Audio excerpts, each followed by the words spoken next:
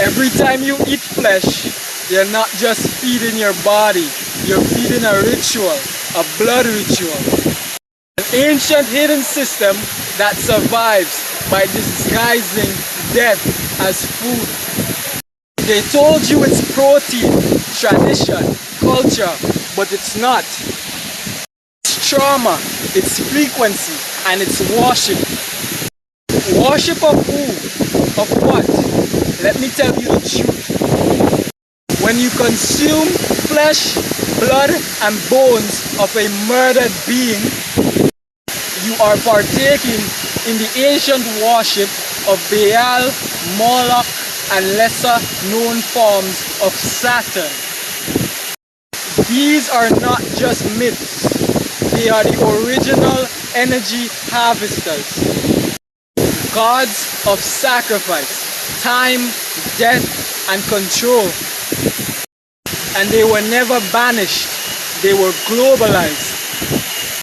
You see their altars in the slaughterhouses. You see their symbols in corporate logos. You eat from their table every time you consume what was killed in fear. This is the ritual. Step 1. Take a sentient being, one that feels, breathes, loves, and cries. Step 2. Trap it, stress it, separate it from its family. Feed it poison, feed it fear, until its very energy field collapses. Step 3. Kill it, bleed it, harvest the flesh, package it in plastic. Slap a discount on it and call it dinner. Step 4. You buy it, you cook it, you season it, you bless it. As if the ritual hasn't already happened. As if praying over death changes the fact that you're still eating it. Step 5. You digest it, and with it, you digest terror, adrenaline, grief, and the exact frequency that keeps your soul from rising. This is energy alchemy in reverse. Energy cannot be destroyed, it only transforms. And when you chew that meat, you're not just taking in nutrients. You're taking in memory of murder. You're absorbing a frequency.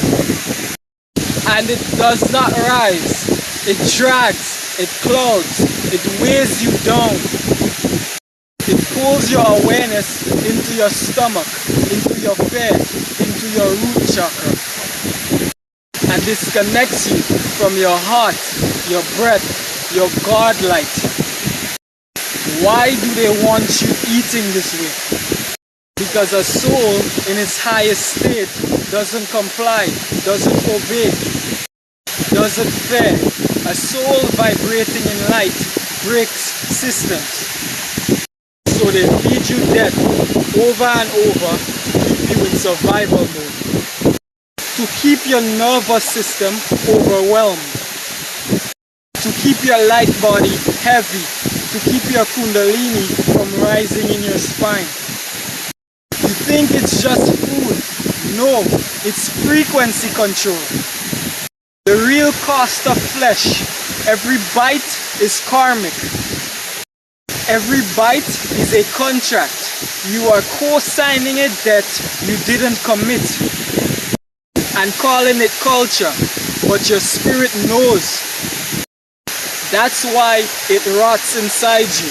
That's why you feel heavy after. That's why disease follows it. The blood of billions cry out, not just from the ground, but from within your cells. Because what you eat becomes you, and when you eat death, you become its echo. But there is a way out. You can break the spell. You can end the ritual. Not by rage, but by refusal. Refuse to be their battery. Refuse to offer your temple as a graveyard. Refuse to worship Saturn through suffering. And start feeding on life, on prana, on breath. on fruit that fall freely from the tree, on sun-kissed water, on light, on silence, on truth. This was never about meat.